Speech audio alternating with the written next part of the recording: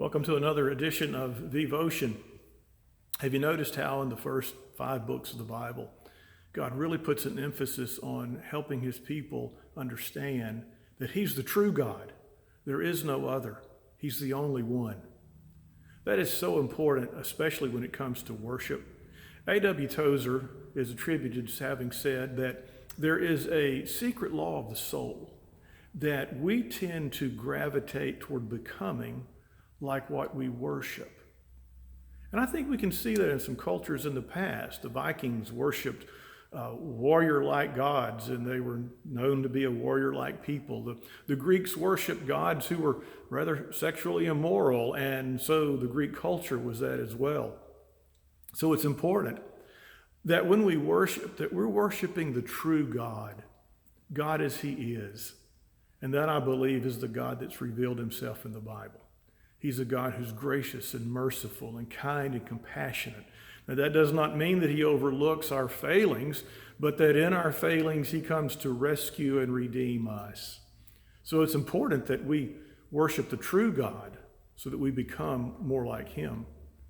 But it's also important that we truly worship God, that what we do truly does adore and esteem him.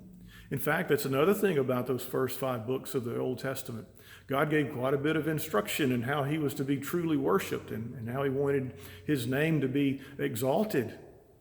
And so it's important that you and I understand that, as Jesus said, that our worship is not just acts, but that our worship is in spirit and in truth. So as you worship God in your activity today, as you think about God in the way that you're doing your work, in the way that you're washing the dishes, in the way that you're driving your car, in the way that you're talking with a coworker, or the way that you're trying to resolve a problem or an issue with something there in your house or in your home, as you do those things, do them realizing that the way you do that is an act of worship, and that coming from within you, from within your spirit, to deal with those issues, to address those circumstances that you are in, and to do it in such a way that you are really wanting to show the worth of God. You are really wanting to show the heaviness of his honor. Then that's truly worship of God. So today, not only worship the true God, but truly worship God in all that you do.